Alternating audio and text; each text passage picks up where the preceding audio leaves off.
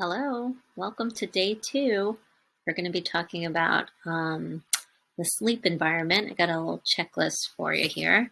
I do hope that you were able to join me for day one, and I really, really hope that you were able to come up with at least one really specific sleep goal that you have for your family. Because I know these presentations are really fun, but I do think that it helps to have your own goals in mind and thinking about how that will improve your life is also really effective at keeping you motivated to do some of this stuff. So let's talk about the sleep environment. Here's a little checklist. I am an elementary school teacher, so you'll see that I did make it easy to remember by spelling out dreams there. Sometimes you just can't not be a teacher. But anyways, so let's take a look. And then the second page here, you'll see it's just dreams again, but with mostly lines. So I'm leaving that there for you to, if you are printing this out, to take some notes about what you want to do for your sleep environment, because I know everyone's situation is different. Everyone's houses, rooms, amount of people in your house, all of that, very different. So you have to do what's going to work for you. So dark in the day and the night. So, and when I say dark, I mean kind of like a cave, like you want it to be dark. And if you have a baby who's under 2 and you're thinking, well, I'd like them to have a nightlight, they might be scared, this and that. They're not. They don't even really have the capability to have those fears of the dark when they're little. So any light in the room is really, it's just stimulation. So I really do always recommend it be dark and like go check it out. Go in there and look around when it's nap time, go in there and see like, is there just a ton of light coming in through the windows?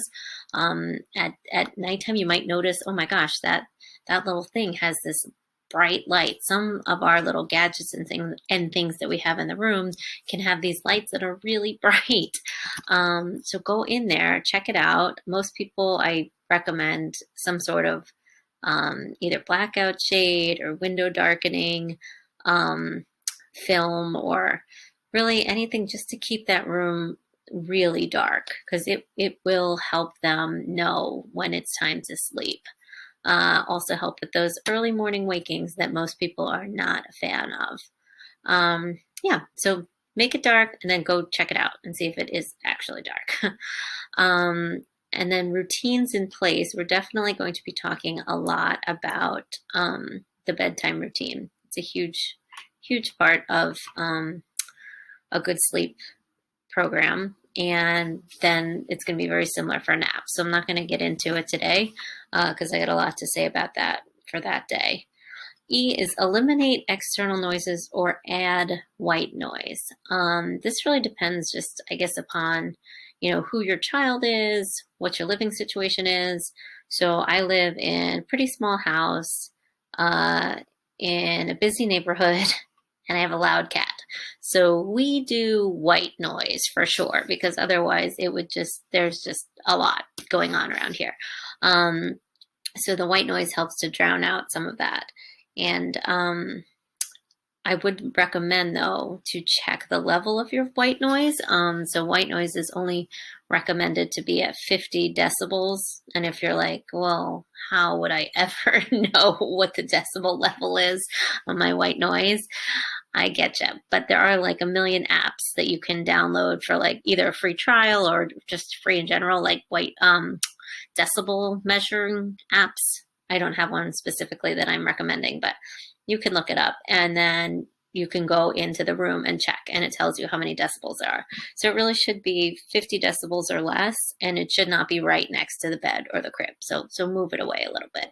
But that can do a great job of also, if you're having early morning wakings, that can like dull some of the noise if you have other kids or people who get up and go to work and things like that, dogs that want to get out. That can really help just keep the environment just very much the same without all that external noise.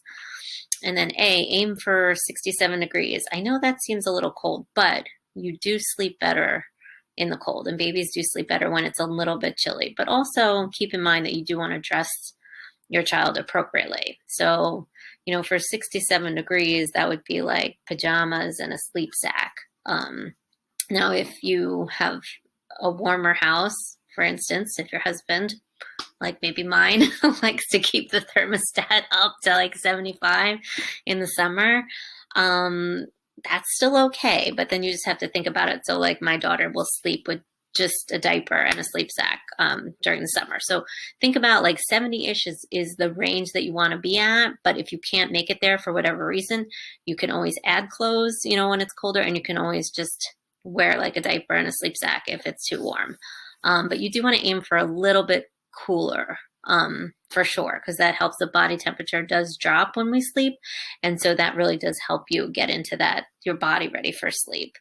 And then monitor for safety and peace of mind, especially if you're working on independent sleep and maybe you haven't done that too much yet, and you want to know what your child is doing while they're learning how to fall asleep. I think it's great to have eyes on them as well as listening. And then safe, more important than anything else. If I could have come up with a better word where the S was on top, I would have done it, because safety is number one. I care so much about infants and children safe sleeping. So just basics.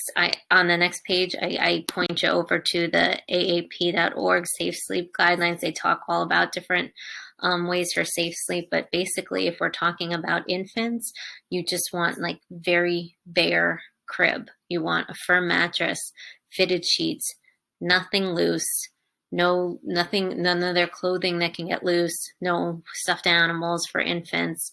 You want, to make sure that the crib there's different cribs that have come and gone out of safety, I guess, measures, and some of them are no longer recommended. So look into it.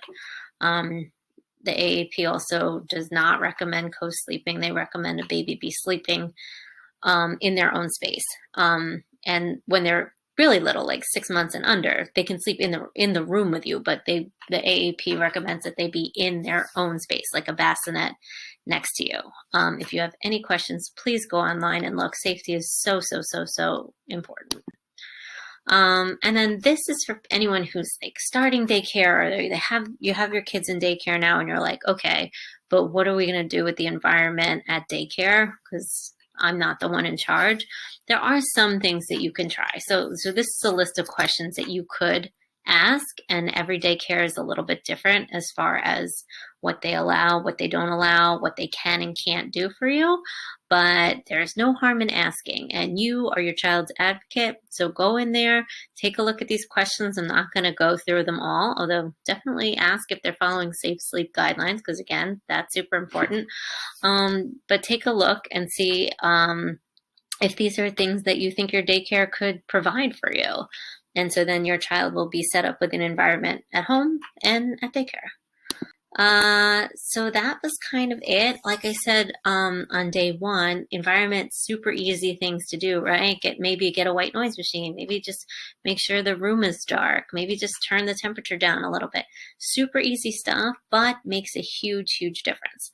And then tomorrow we're going to talk about schedules. So that'll be really exciting. And then, of course, if you ever have questions, feel free to just contact me. Let me know what you're thinking. I will be happy to help you. See you tomorrow.